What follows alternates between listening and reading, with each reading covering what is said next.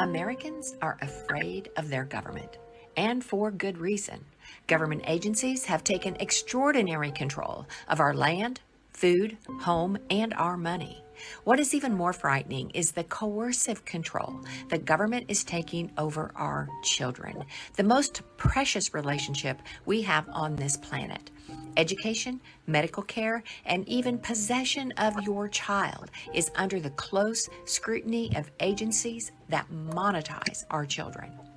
Connie Reguli and Cynthia Becker are bringing you real life stories of the trauma and destruction of an agency meant to protect children from harm, CPS. Child Protective Services operates in every state and has the power to take your children on anonymous allegations even without investigating and without giving you a day in court. Let's get started.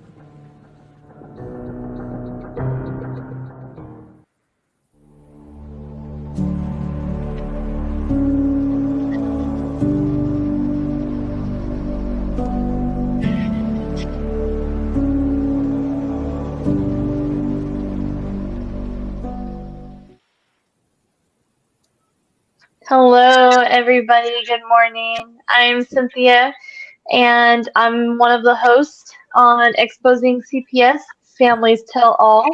A quick intro from me is that I am a mother of two whose children were illegally and wrongfully taken.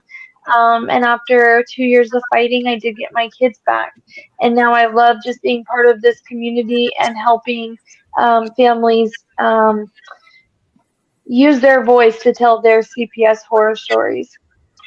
This is Brenda Johnson. Brenda is also a mom who has a CPS story that she's going to share with us today. Good morning, Brenda. Hello. Hi. And then Connie, I'm going to leave you to do your intro because I can never use the words to be able to explain how amazing you are. Just quickly, I am excited to be able to help families tell their stories and kind of review what has happened to them. I've worked with families for 3 decades all across the state of Tennessee, as well as other states and across this country. And I really started reaching out across the country so we could be able to look at the patterns that were happening and see what was happening family to family to family. Because as an attorney who was handling individual cases, I thought surely this isn't happening to everybody. And then as I began to expand that and work with other people, I did a radio show back in 2015, 16, where I would take a case and I was taking them from all over the country, allowing families to explain what was happening to them. And again, we were exposing that and showing these patterns. So I am so happy that we're going to be able to work together and go forward. I know that you've done a series for a long time, just kind of helping families have that platform to tell their stories. But hopefully with my ability to join now, I can maybe sort of unsort some of the events that happen, maybe give parents some suggestions on how to deal with these people. And, we can just help educate people because that's what we really have to do at this point. Absolutely. I love it. So let's jump right in. Brenda, can you give us a little intro on you and where you're from and how many children you have? My name is Brenda. I'm a single mom. I live out in Rutherford County in Tennessee. I have 3 children, as you can see behind me on the picture. My son, he's 17 now. My daughter, she's 14. And my youngest, he's turned 2. And I'm just trying to bring awareness as well. And I'm grateful to be on you all's show and to be here today as a guest.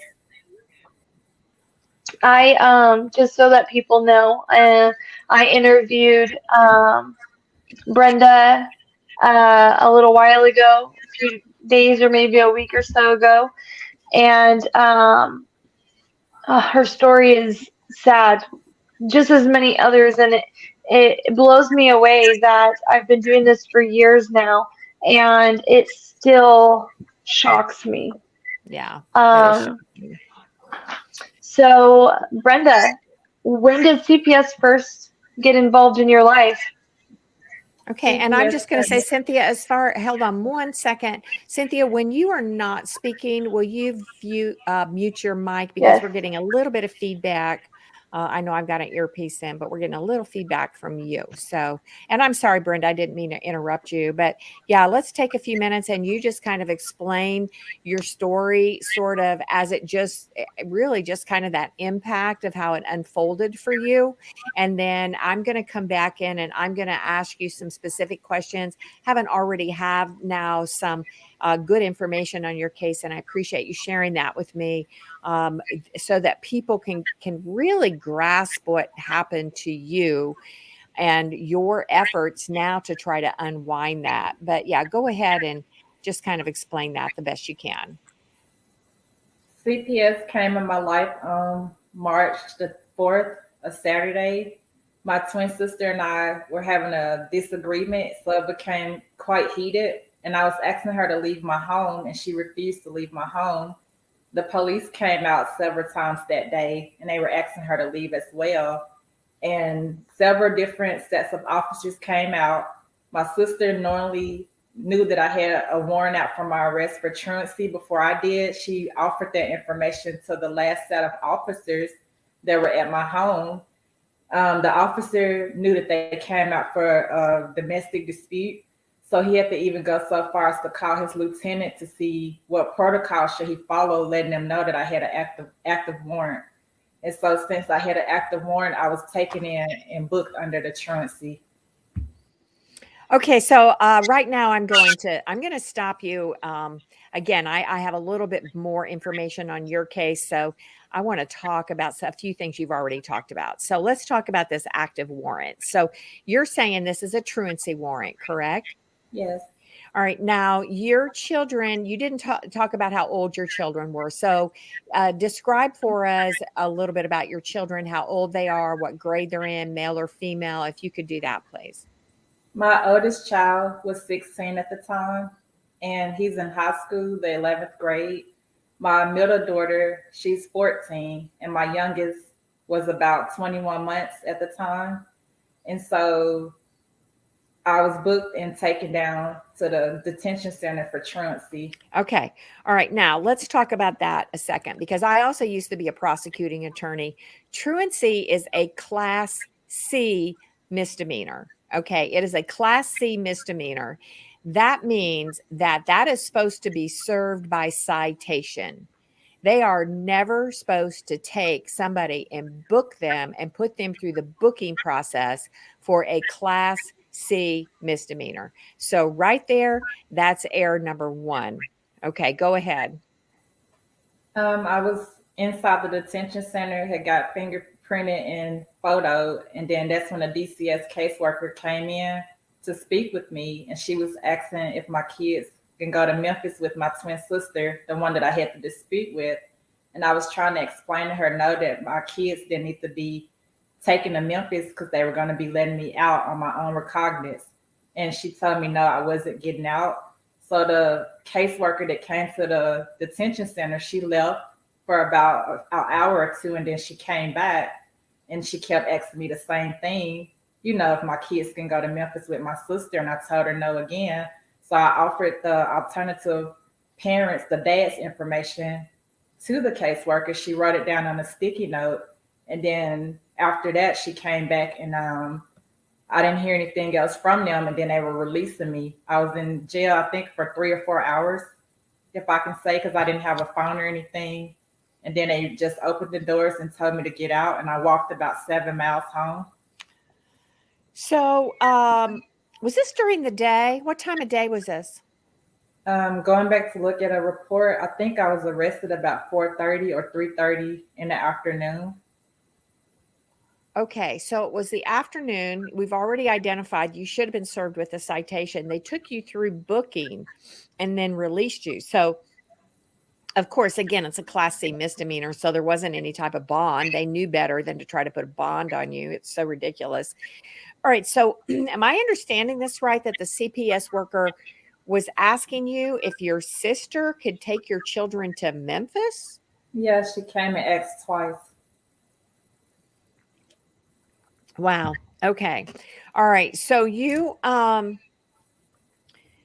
All right. So then how did they, because we know you're here because they took your children. So let's go on now to that process. How did that happen? Um, Finding out when I went to court on March the 6th, that's when I found out from the summons being hand delivered to me because I had received a text message from that caseworker that came to the detention center. She was notifying me at about, I think, 9 or 10 something on a text to say you have to be at court at 1. So when I walked into the lobby of the courthouse, I was served a summons and it was outlining in a petition the reason why my kids were taken. Okay, so we didn't talk about your kids being taken though. So when you got out of jail, you were put in jail on March the 4th, right? Yes. So when you went through that booking process and you walked 7 miles home, were your children already gone? Yes, when I arrived home, took me almost 3 hours to walk home without shoes and no coat, and it was cold at night. So when I arrived home, I was very hoarse, and my skin had started turning purple because it was extremely cold. And when I walked up in my driveway, my front door was wide open, and I walked in, and that's when I seen my twin sister, our mother, her ex-husband, and her new husband in my home, plus the 3 children that they had together. And they were all in my house. And I came in and was asking the whereabouts of my children, and they weren't home. So did they tell you the children had been taken by DCS? No, they didn't tell me. My sister was trying to apologize to me, but I didn't want to hear it. I said, "Can y'all just leave?" Because the officers told her to leave earlier that morning at about 10 when the officers had came out, 10 a.m. And she kept refusing to leave. And I said, "Why don't you just leave?" So that's when I picked up the phone to call the police and let them know you all asked her to leave about 12 hours ago, and now she's still here. Okay, but how did you find out the kids were in foster care? Right. They weren't here. And then at the detention center, when the caseworker came the second time, she told me that the kids were going to go into foster care since I refused to let them go to Memphis with my sister. And I asked her for her contact information because unknowingly, I'm thinking I'm going to get them when I was let go that night back home. And so she didn't want to give me her contact information. And that's when one of the correctional officers stepped in and said, "You have to give her the information so she can know the whereabouts of her kids." So she put her card on the table for me, her business card. Oh my gosh. All right. So at some point they talked to your children, was that after they had taken them? Or were they in your home when they had talked to them? I'm not sure when they talked to him because once the officers were told to book me, transport me to the detention center, when I was leaving out in cuffs out of my home, that's when I seen my sister in the driveway talking to one set of officers. My daughter was upstairs. My son was in the house with the children, and my mother was sitting in the car. But I saw my twin sister talking to an officer in the driveway. Worker actually talked to your children. You're not sure. I mean, we know it happened before March the 6th. Because the CPS worker alleged that your children said some pretty devious things, but you don't know when she actually talked to them? But you don't know when she talked to them?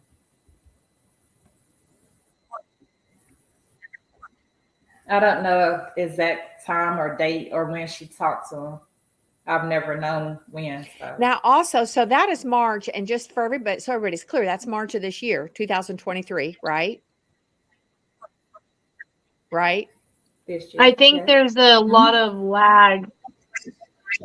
Is there some delay? Yes. Okay. Can you hear me, Brenda? Yes. Okay. All right. So, this is March 2023 when this happened, and we're having this discussion now in August. So we're April, May, June, July, August. So we're 5 months that your children have been gone, and you and I've had some discussions about some of these allegations. But you've had a couple different attorneys, right? You had a court-appointed attorney and you hired an attorney. Now, over this 5-month period, have either of those attorneys obtained the DCS records, the CPS records? No, ma'am. Okay. All right. So you don't have any, you don't know whether they recorded these interviews with their children. You don't know whether they wrote it down and made notes on it in TFAX. All you know is what this CPS worker put in the petition that she swore under oath and then filed against you, right? Yes, ma'am. Now I know the CPS worker, and let's see, what is that chick's name? What's her name? Was that Hey, Smith. Kelsia Smith? Chelsea. Chelsea? Chelsea Chelsea Smith. Smith? Okay. But it's spelled weird. It's Chelsea, Khesea, right? Chelsea Smith with the Department of Children's Services. So we know she also represented to the court when she filed that initial proceeding that they had made reasonable efforts for the children to stay in your home. And she actually has to, by law, she has to do this whole entire affidavit about the reasonable efforts that she made so the children could stay in your home. So I know based on our discussions, one of the things she said in there is that you told her you didn't want to deal with the kids anymore. Did you tell her anything like that? No, ma'am. And what kind of efforts did she make for the children to be able to stay in the home, knowing that, because I'm assuming she didn't complete this until after she had already come to the jail in Rutherford County and spoken to you, and where you had told her they were going to let you out, right? You had already told her that. Did you not have anybody who could come and pick you up, or did you just not have a way to call them? I didn't have my phone or numbers to call anybody to pick me up. Okay. All right. So when they put you in handcuffs and took you, they didn't even allow you to take your phone? I had it in my hand, and the officer took it and put it on the table. And then that's how my keys and my phone were left on the table. And they walked me out because they were telling me to step outside so they can talk to me first. But I already knew that when they were both coming behind me to try to grab my arms, I already knew from, seeing it done on TV cops that they were going to arrest me. And so that's when I was like, you all can arrest me. And I put my arms out and I walked outside. Wow. Okay, well, let's move on because there's a whole lot more to this that we want to make sure we cover. So you go to court and you go on the 6th, and that's the first time you ever see the petition, right? Yes. And then the judge gives you an attorney right there, right? While you're standing right there, supposedly. You get an attorney that day.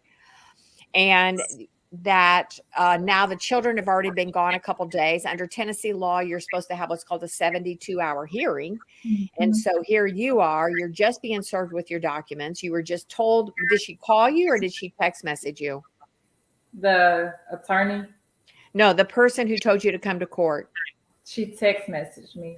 So you get a text message from a DCS worker that says come to court, right? Yes.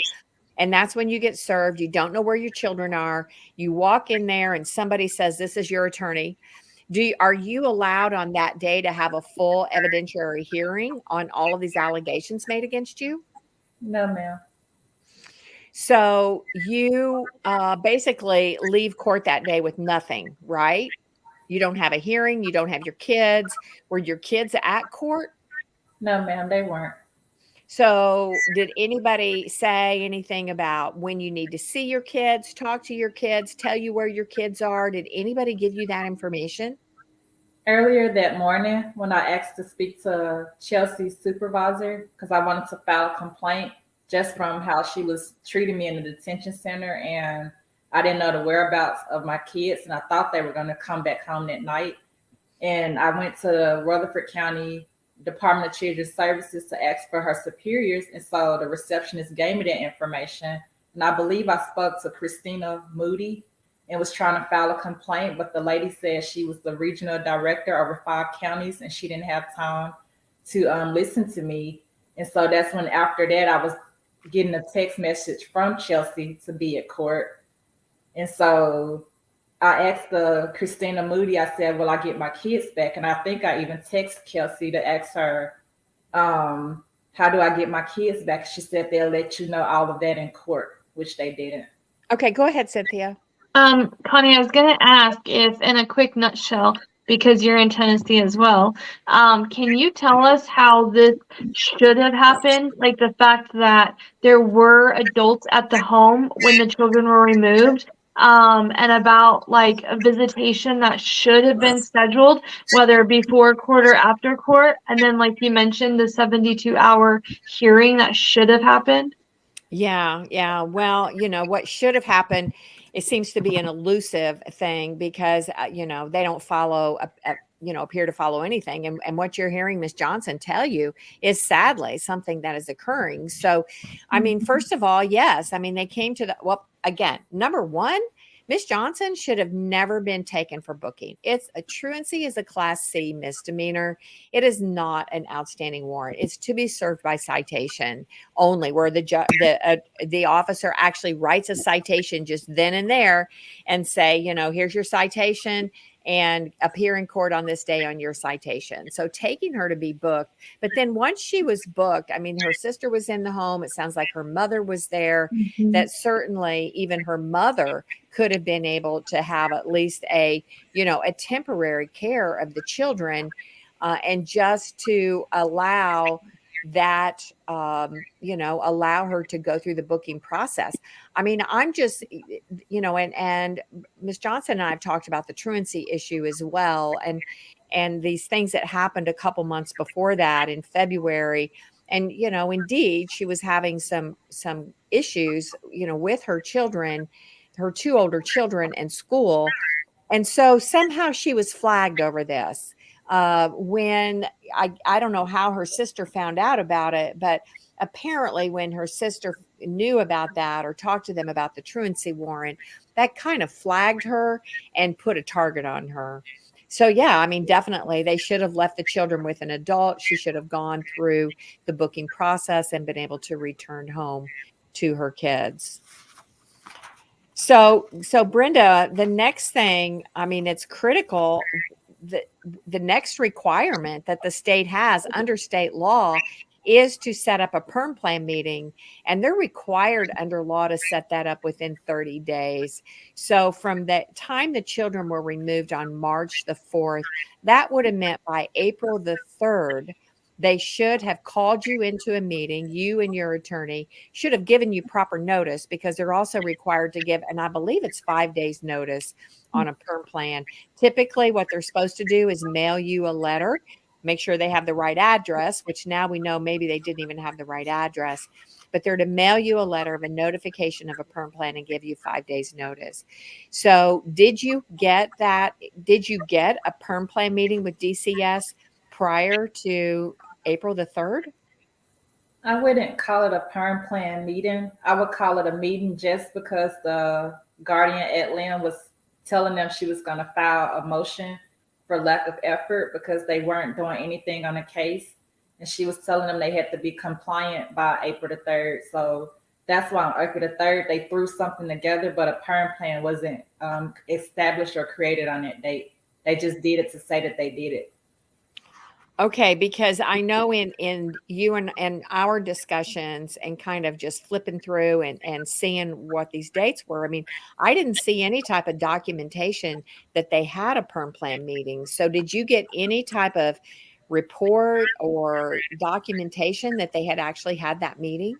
I have 60 emails from the first caseworker that was on my case, Shanine Jackson, and from the guardian ad lin, CASA, and everyone else, and my public defender at the time, Kathy Baker Bowen. We have 60 emails of them trying to correspond with the foster mom and myself, and all of us trying to come up with a date.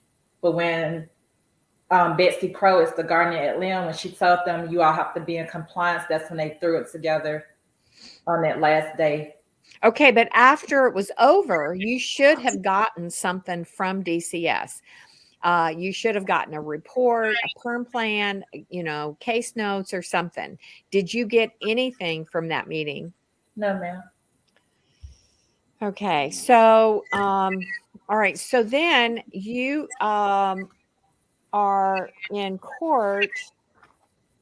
I think hang on here. I made some notes about your dates. Um, So you go to court on March the 6th, but you go back to court. It looks like a hearing was set for March the 21st. And when you went to court on March the 21st, did anything happen on that day? It was, I believe, for truancy. And my daughter, my 14-year-old daughter, they had truancy against her as well, but they immediately dropped it from her. And when the prosecuting attorney, I think he's the assistant DA, he told me he wasn't going to drop it for me because he didn't like me. So he said, you need to get an attorney and come back with an attorney. So he reset it. Okay, because another thing that I noticed about your case is you've got two different courts. You've got the magistrate, you've got what's his name? Magistrate Wright? No, what's his name? Ray White, I believe. Ray White. You've got the magistrate Ray White, and then you've got the judge Travis Lampley. And as we were talking about it, it looked like the judge Travis Lampley, who is a new judge for Rutherford County, that the truancy went in front of him, and the DNN appears to be set before the magistrate. Am I right about that, or do you even understand how that's working? At first, Judge Lampley was over both cases, and I was telling my public defender I felt like he was being partial and he needed to recuse himself and not proceed over both. So when I went to my preliminary hearing, that's when I saw that the magistrate was over the DN case and Judge Lampley was over the truancy, but the prosecuting attorney for the DN case was wanting the case to go back before Judge Lampley. She kept asking that on June the 22nd, Laura Wood. Okay, so by this time, by March the 21st, and it looks like there was an order to move that hearing to May the 23rd, right? I can't recall off the top of my head, so I don't want to say anything on that. Okay, well, it looked like when I was looking at just the orders to reset that they had moved a hearing set on 3/21 to May 23. So it looks like you really didn't even get much done on that day. Um, so Oh yeah, no, Connie, I do remember. I remember John Cameron, the assistant DA on my truancy, took me into a little side room and he said, "Oh, aren't you the one that has the DCS case?" And he said, "Don't answer that." And then he said, "If it was anybody but you, don't answer that." And then he was trying to get me to take a plea deal, and I went and signed some papers for the plea deal because he had the attendance officer right there, Gwen Dyer, that brought the truancy against me. And he told me, if you go before the judge, we're going to arrest you because I'm going to just put her in the stand and we're going to arrest you. So I remember that date because they took me in a room and then I told him I wasn't signing anything. I wasn't being treated fairly. And I was trying to explain to him when we were out in Georgia in January when my mother got sick, the school at their own discretion with the administration, according to their policy, they can give my kids their schoolwork. The counselor even offered for me to enroll them in virtual online school, which I did the same day that I was told, January the 10th, to prevent truancy. And to also, I put the daughter in paid private school. And he was like, "Well, you're coming back with an attorney. You can't talk without an attorney." So he told me not to talk. And he gave me some paper to reset. And he told me to go into the court. And that's when the judge Lampley reset the case to May. Okay. I'm glad you told me that because I think you had mentioned it before and I had forgotten it. So the issue with the children in school in January had to do with your mother being sick and you guys going to Georgia to help take care of her. Is that right? Okay. Yes. And so when you and in spite of you enrolling them in online school and enrolling them in a private school, they still did a truancy on you? The lady, Gwen Dyer, got upset because I emailed her, and my twin sister at the time emailed her, and she was like, "Why are you denying her educational rights, her violating her civil human rights?" And it's like the same day she got that email, she went down to, I guess, Sharon, whoever, to try to get the warrant, but they didn't obtain it or sign it on January the 10th. She waited 20 days later, I believe. Mm-hmm.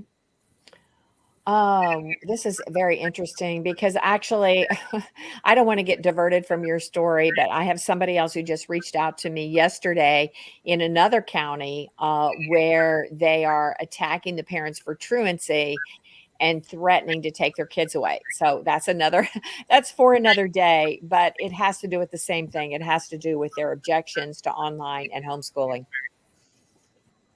which has to do with them getting federal money for the number of days kids are in school. But we're that is we will we'll deal with that at another level because I really want to kind of get through this whole process of what happened with you.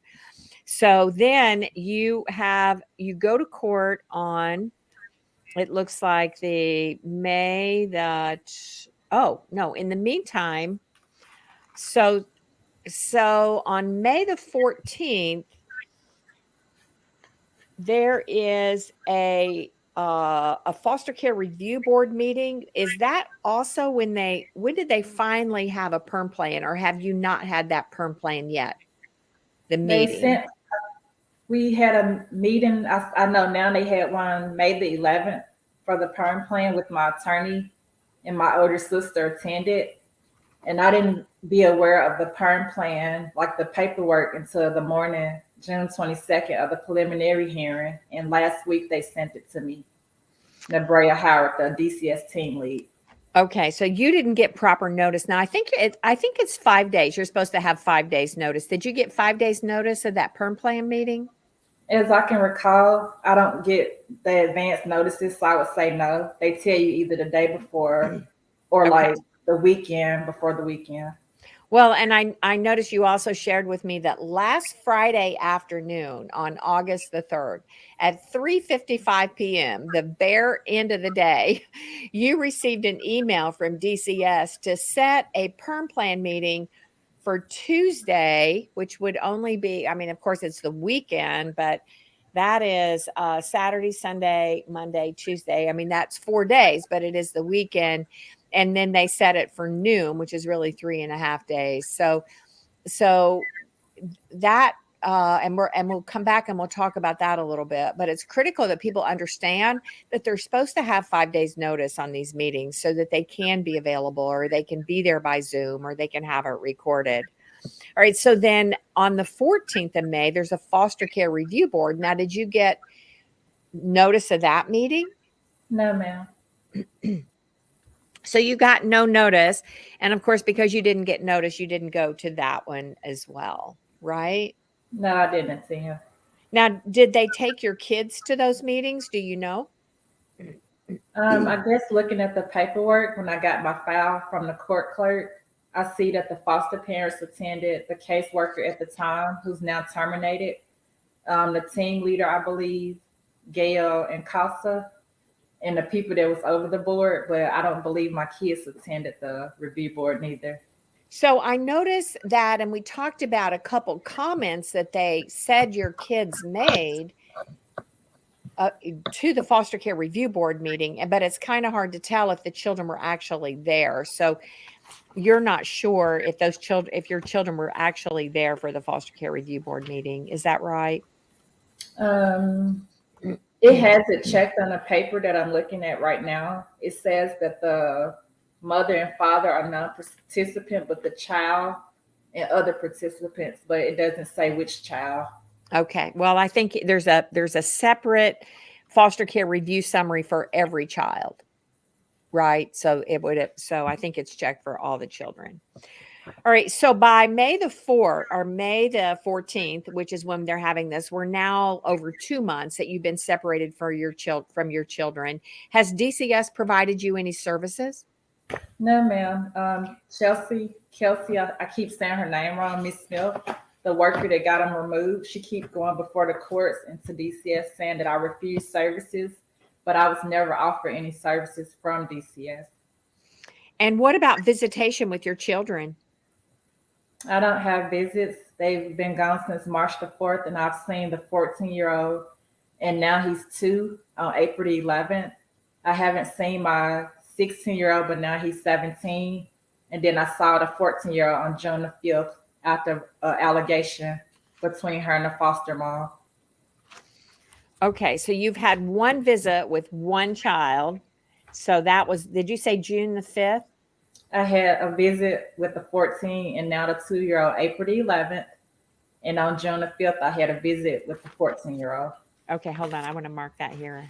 Hold on here just a second. Okay, Wow. so just so I have it in my record. Go ahead, Cynthia. While you're marking that, was there ever um having the children placed with a family member or friend as an option? Ever? No, ma'am. We asked for DCS to do that several times, and they always made an excuse and kept saying they couldn't do it. And we would ask them why, we would email them. And then for my older sister, they kept saying because she lived in Georgia, and she even offered to put them in private school, online school that's for their county to let them work at home because she works from home. The dads wanted to get the kids. They didn't offer a kinship placement. So you actually gave them at least two sources, your older sister and then so you have the older two have a different father, right? Is he the one who offered to take them? Not at the time. The babies, the little one, his dad offered. His whole entire family offered. Okay.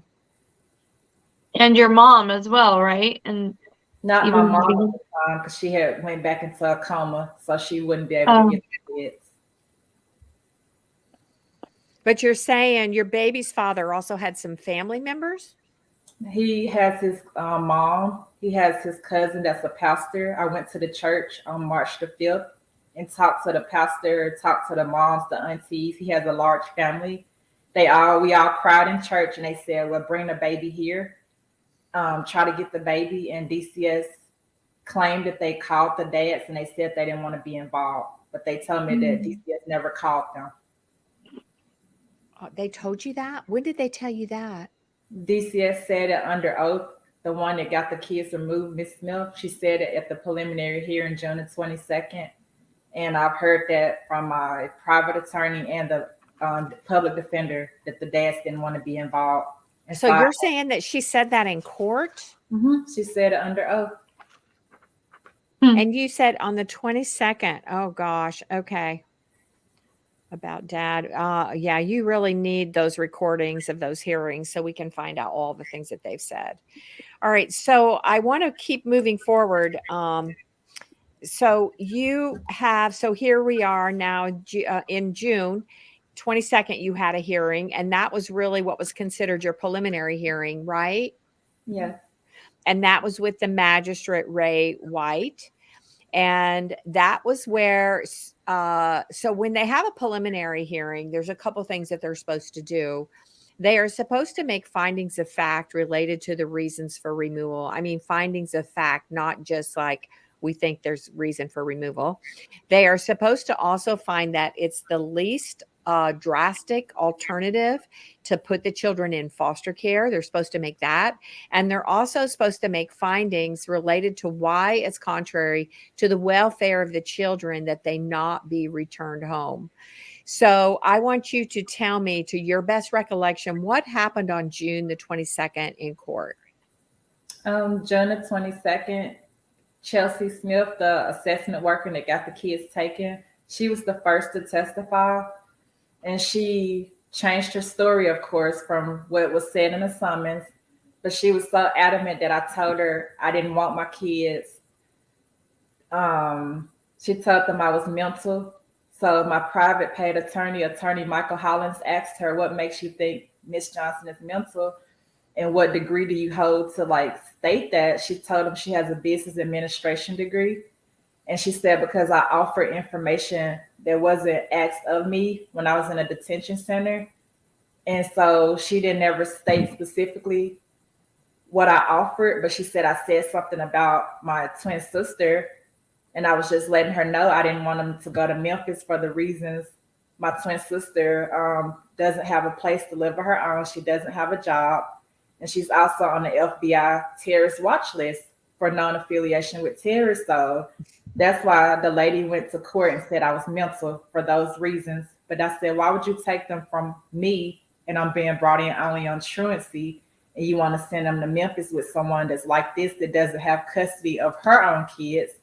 So that's when she was so adamant that I told her I don't want the kids. I don't want to be a mom anymore. And the judge was sitting there just leaned back, eating it up.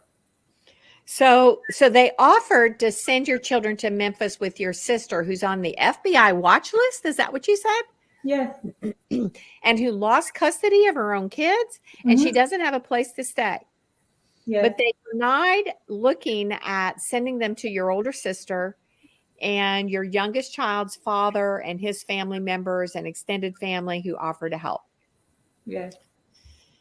Oh gosh. Okay, so June 22nd, and you have that court hearing, and then you are and now you've been totally cut off from your kids. As of June 22nd, you haven't had it, you have phone calls, you have anything, you have any supervised contact with the children? DCS attempted to call, I believe, twice for the 14-year-old, but that's after they removed her for reporting alleged abuse by the foster parents. And so they were calling me at work, and I didn't think much of it because I know when DCS call, it's always miss or they misconstrue your words. So I didn't answer. And I think Brooke Moore was the caseworker at the time because the first caseworker, Shanine Jackson, was terminated after April the 11th with the kids visit. I reported the abuse. My 14-year-old tried to report the abuse and nothing was done. So it prompted me to go up the chain of command to DCS all the way up to the Human Relations Department. I spoke to the director of Human Relations, Tammy Felton, and my public defender told me to stop calling DCS because whatever I'm saying, they're recording me. She said, don't yell at them, don't talk to anybody, just talk to me. But I also text my public defender. She told me to talk to the kids' attorney. And I told all these people, I went to Vanderbilt Children's Pediatric Clinic in Smyrna and told them about the abuse. I went to the little 2-year-olds daycare, kinder care at Old Fortress Parkway, Fortress Boulevard. Okay, hold on Hold a on. second. After you And talk told for a them little about while. the abuse. Hold I on. confronted the father. Hold on just a second. After you talk for a little while, it gets a little this is one thing about just the connections and stuff. So if we shut you down, it's probably because you're starting to break up. So, all right. So I want to back up a little bit. So you went to, so they've got your baby in a kinder care program, in a daycare, Yes. and you went and you talked to them about what was happening. About the baby was having seizures because allegedly the foster mom was putting him in dark closets for him to scream because he was looking for me, his mother. And my daughter was trying to report that. And then also the foster mom allegedly putting her hands on the 14-year-old, snatching her clothes off in front of the foster dad, her brother, another foster child that's 14, and their biological child. And they're all males. And so that's why my daughter, I believe, was separated because after she reported that and I confronted them, they said she was the op. Like I told Cynthia on the last show, she's the opposition. Wow. So your daughter reported abuse. Did she report it to her foster care worker? Do you know? She told me that whenever the foster care workers came, the foster parents, their attorney, everybody's right there. She never felt she can confide in anybody because she saw the wrongdoing from her seeing them do other things. And she didn't feel comfortable reporting it to any of them because she never had that a long time, or she said she felt like she couldn't trust them. And so now, where is she now? The last I've heard, DCS told me they didn't know where she was at. She was somewhere, is what they tell me. What? Somewhere in Nashville, or she's somewhere. DCS can't even tell you where your daughter's located anymore? No. And when is the last time you saw her? Was June the 5th? June the 5th at a park. Was she in court on June the 22nd? No. They wouldn't allow her to come. They told me my 17, well, he was 16 at the time.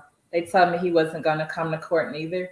But then by surprise, he was in court on June the 22nd. Wow. Okay. So, all right. So so June the 22nd, and then you end up back in court on I'm sorry, on June the 22nd, you were with Magistrate Ray White. On July the 6th, you are back in front of the juvenile court judge, Travis Lampley, and this is on the truancy case, right? Yes. All right. And so what happened when you go in front and when you're supposed to have a hearing, you're supposed to have a trial on this truancy misdemeanor. Do you get to have a trial? Can you tell us about what happened there? That day was unexpected, even from our private paid attorney Michael Hollins. He really like dropped the ball on this one.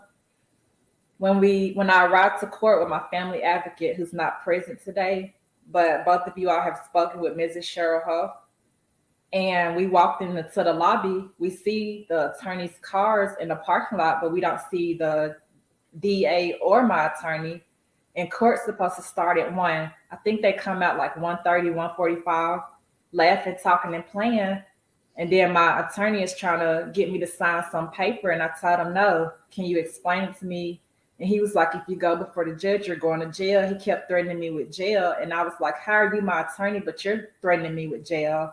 You're trying to let me sign something under duress, and I don't want to sign that. And so Mrs. Cheryl was even asking him, hey, what's going on? So the attorney Hollins went back and talked to John Cameron, is the assistant prosecutor DA for the truancy case. And he was like, they're offering for me to follow the PERM plan, but a PERM plan didn't exist to my knowledge because they didn't give me one. And so we never had a ratification here. So I'm like, how can I comply with something that I've never had a chance to review, to discuss? And if it's about my family, my kids are my family, we're not involved. It's just what DCS wants me to do. And the attorney, Michael Hollins, was like, no, you can't ask questions that can't be reasonable. And he was very belligerent and trying to get me to sign this paper. And then he said, we're taking it off the table. You're going to jail. We're going to court. Let's go in here. And Mrs. Cheryl, if she wasn't there that day, she was like, no, stop, or whatever. And you can't offer her something. And then you, her attorney, and you're trying to send her in there because you're telling her the judge doesn't like you. And if you go before the judge, you're going to be jailed. So that day was very chaotic. But ultimately, did you get a trial where you were able to explain to the judge the situation about your mother being sick and putting the kids in online school? Were you able to explain that to him? No, ma'am. I went before Judge Lampley, and the whole time I appear before this judge, he smiles and grins like a Cheshire cat, like the Grinch, like he's making fun of me, like they're getting a joy out of seeing me suffering. Because even now, I've lost 54 pounds through the whole ordeal. When they first seen me in March, I had more weight on me. My hair is starting to come out and shed. I'm getting bald around here, so that's why too I'm wearing a hat. And so they're seeing me physically changing, and DCS want to allege that I do drugs, which I don't. And the judge basically was like, Miss Johnson, don't send her kids to school. Like I should be jailed because I don't send my kids to school. But he knows none of what the emails that I have proof, the enrolling a child in private school, my mom's hospital bill, or her records. We had witnesses that were ready to testify for both the DN and truancy case. The judge or the magistrate didn't care what any of us had to say. They just keep taking it upon themselves to only listen to DCS. Mm-hmm. And then they used my 16-year-old son against me in a DN case. That's their only defense, is a 16-year-old boy. Yeah. Well, and I mean, some of the he made some allegations, some pretty crazy allegations. And do you think he made those, or do you know why? And this is not the only time, I've had this situation. I mean, my infamous case with Miss Hancock all started with a teenage boy who decided to be a drug dealer in the driveway, and she put her foot down and said no, and then he told her she would go to jail and never see her kids again. And then he did it, right? He did it. He Mhm. used DCS. So can I, and I don't want to push you too far personally if you don't want to talk about it, but is there anything you can tell us about that with your son that would kind of help us understand that situation a little better? I guess DCS is promising him things like he's told his 14-year-old sister, and he said it. I don't want to go back home because I'm having fun. Like they're Mm. promising him money, they're promising him a car, and I'm like, I don't think they're going to give you a car. They're promising him stuff like to let him have his way. With me, he has structure, he has rules. A 16-year-old can't be out on the streets anytime, day or night. You're not going to have people coming in our house hanging out, teenagers, because we all know how teenagers can be without adult supervision. So, me laying out ground rules, but at the foster parents' house, allegedly, and per my 14-year-old that was there, they're letting him do whatever he wants. They're letting him go out, walk the streets, hang out with his friends, and that's what he loves.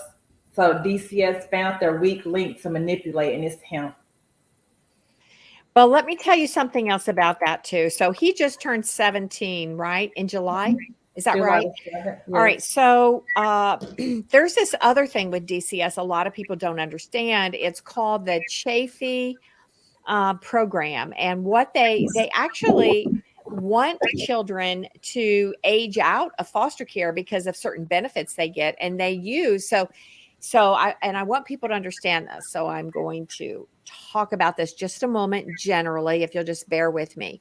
So I have had cases where a child who was basically going to turn 18 in 2 days. I have had DCS tell that child, if you will just agree to go in foster care, even though you're almost 18, as soon as you turn 18, you're going to get free college, you're going to get a monthly allowance check, you're going to, get medical benefits until you're 24, 25, and you're going to get all these things if you're in foster care when you age out. And so they actually I have seen them attack children at 17 years old to entice them to stay in foster care. Now, I mean, I've raised kids. I've had 17-year-old kids, okay, right? 16, 17. It's so hard to parent anyway because you're trying to deal with them growing up and authority and freedom and independence and dependence all at the same time. And so they throw these out there, these promises to them. And so it would not surprise me at all if they offered him a car. It just wouldn't, because they give them a monthly stipend that I have seen as high as like $400 a month. Well, you can make a car payment, right, with $400 a month. And they now have a program as well where to the foster parents, they will allow the foster parents to participate in what's called extended foster care, and now they can be foster parents over this child after they turn 18, basically just giving them a place to lay their head at night because they're not required by law to provide them with any food or shelter or anything, right? I mean, because they're 18, but they will pay these foster parents, continue to pay them. And I just printed off the per diem rates that they're doing in Tennessee now, as long as that child stays in foster care. So I would not be shocked. And so, with your daughter, I'm very concerned about your daughter, of them not being able to give you information about her. I mean, I am so concerned about her. So, I mean, can you tell us a little bit about your daughter? I know that on April 11th, when I saw her in our home with the first caseworker, Shanine Jackson, she hugged me so tight and she said, Mommy, I'm so scared. And she said her brother, the 16-year-old at the time, she said they let him do whatever he wants. He tell me he doesn't care what happens to me or the baby because he's going to be Oops, you're breaking up on us just a little. Hang aging. on, Now let's let your computer trying to catch up just a little promise bit. So, him Cynthia, why don't you hold resources. on just a second, Brenda? We'll come back And to that. so Let's let the your, court date on June the 22nd, I don't think she magistrate can hear. at yeah. Oops. Brenda, 1 second. Can you hear us? Okay. It was muted. Yes, because you had a really bad lag and your computer kept breaking up really bad, or your phone. And so Grace muted to try to pause that bad connection for a moment. Okay. Yeah, so hold on just a second. Let your computer catch up a little bit. Let's let Cynthia give us some input here, and we're going to come back to your daughter because I am very concerned about that. But Cynthia, based upon what you've heard today, um, do you have some comments or some feedback you would like to Absolutely. add? Absolutely. I've been taking notes. I have also heard, I believe you called it the Chafee program, where the children age out of foster care and they do get specific benefits. Especially the college one is a big one. And it blows my mind. Again, it shouldn't, but I know that I believe the social workers or whoever is involved in that case also gets specific incentives. The next one that kind of threw me for a loop during my case was the whole homeschooling thing. I've homeschooled my kids the majority of their school year, and also did like a charter program where it's not me just buying books and trying to homeschool. I'm actually going through a whole program where there's an educational specialist. They get to go in for extracurricular schooling, or enrichment classes, they're called. And when my case closed, I was told that I was not allowed to return to homeschooling and could not be part of these programs. And so I did keep my kids in school for the remainder of that year, but I did put them back in a charter program because it's what is best. It was what was best for my children at those ages. It's where they've accelerated the most. It's where they've learned the most, and they've always tested at least 2 years ahead of their school year. So, but the CPS social worker trying to have complete control over our lives and tell us what we can and can't do. It's absolutely insane. And then the other questions I had, Connie, that, went along with what you were saying, was my most concern is for her daughter. And has she not, I know I asked you this when I had done the interview on my show, but has she not tried to reach out either, like by a cell phone or a friend's phone at school? Or do you know if she's been enrolled in school? Do you know anything, or is she literally in your knowledge missing? I wouldn't say she's missing, but they're not telling me where she's at. They say it's for their safety. The guardian at Lim said it probably Friday. She believes it's best that I don't even have my kids on a CFTM meeting or a Zoom call. And I'm asking her why is she saying this, and she's going by her beliefs. So um, my daughter hasn't called. She has no way to contact me. I don't have a way of knowing where she's at. Well, and from what you said, I mean, you're in Murfreesboro, and I know you and I are familiar with the geography around here, and Cynthia's not. But Nashville is Davidson County. That is the capital. The population of probably 750, 800,000 people now. Rutherford County is southeast of that county, and then I'm in Williamson County, which is directly south, and they're all pretty highly populated counties. But it's quite a distance from Rutherford County up to Nashville. I mean, it's depending on where you're going in Nashville, it's a good 45 minutes to an hour, especially with traffic. So she could be somewhere, and they told you somewhere in Nashville. So she's probably not even back in school around the kids that she knew, even in her school environment. Don't you think that's true, Brenda? I know the last time, I can't recall the exact date or month, but they said they were testing out her being removed from the first foster home and they were going to bring her back around school. But I didn't know why they would bring her back if she was alleging foster home abuse there. And then I told them I didn't feel comfortable. I made it known in the email. Why would you all send her back where she's saying the foster parents or the foster mom per se is abusing her and the baby? So I don't know where she's at today. Wow. Oh, goodness. Okay, so we are coming up on an hour, and I do want to kind of keep our shows consolidated to about this time period. And we've covered all the way up to July, which is still a month ago. And but generally, there's been you haven't had any progress since you were in court on July the 6th, correct? I mean, you're not having visits with your kids. Has DCS still provided you any services? They have not. And do you even have a caseworker now? No, both they're terminated. No, Okay, so you mentioned a name of a caseworker you had before, Brooke Moore. What was that name?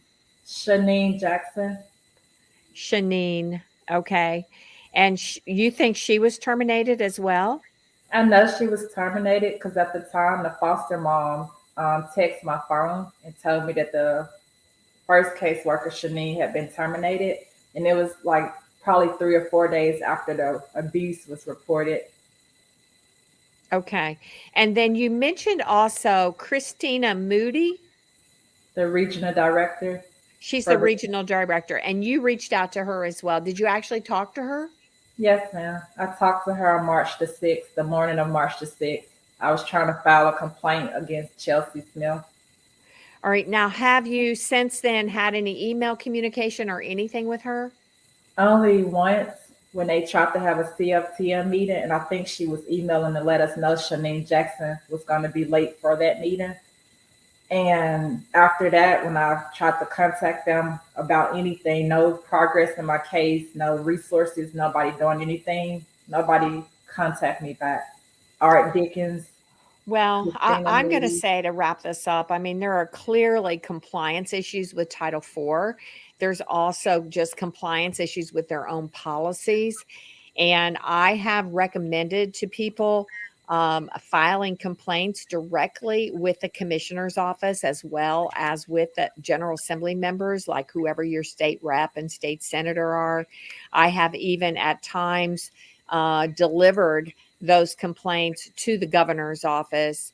And, it takes a minute, not to, I mean, you put so much work into this already, but I mean, it takes a little bit of a minute to kind of put it together. But based upon the conversations that you and I have already had, we've already got a list of like all the people involved. I see we need to add a couple people to it and a couple events that are not in your timeline about the other conversations and stuff that you've had. But I mean, clearly from everything I've reviewed, there's a compliance issue with the failure to provide the 72-hour hearing. And that's partly because of the incompetence of the attorney that they appointed you at the last minute. And then, there's still the issue with the police department. And I think, do you know who the police officer is that arrested you? It was Officer Morris. Officer who? Morris, Morris. And you need to get a copy of the arrest report. Okay. You don't know what his first name is? No, ma'am. What is he Murfreesboro City Police or is he county? The city, I believe. City? Hmm. Are you in city limits in Murfreesboro? I never thought about that. I'm not sure. It's embarrassing to say, Cuddy. I'm not sure. Okay, well, you can usually tell a difference between their cars, but Um, however, Rutherford County is kind of a weird thing. I've had city and county cross jurisdictions before, so, but I'm going to recommend that you get that arrest report. We also have the compliance issues with the probable cause hearing that they did not give you the probable cause for the allegations in the complaint. They didn't do the least restrictive alternative. And they did not do contrary to the welfare of the child. They're using these form orders that they are just filling in the blanks and really not giving the parents proper notice. So there's a lot here that I'm going to encourage you to continue to follow up with and press forward and get those DCS records as well. So, I would, I will talk with you some more after today. And, I know you have some other things in mind you're going to start doing. So let's just keep pushing forward and never, never, never quit. Just your poor children. I don't know. We need to maybe get press or something involved at some point. But you have been Hmm. sorely mistreated. All And right. maybe we could do an update also on what's happened, because I would love to be involved in following this. Okay, good. All right. Well, we will close out for today. And Brenda, I'm sure we'll be following up with you. I mean, part of our goal here is to try to restore families and really expose what's going on so people can be better prepared. And I'll just ask you this question. Had you and I had a conversation when the children were removed on March the 4th, do you think that you would have been better prepared to face what you have been facing over the past 5 months? Yes, ma'am. Yeah. Okay. Oh, okay. We'll talk about the press later. All right. Well, let's close out for today. Thank you so much.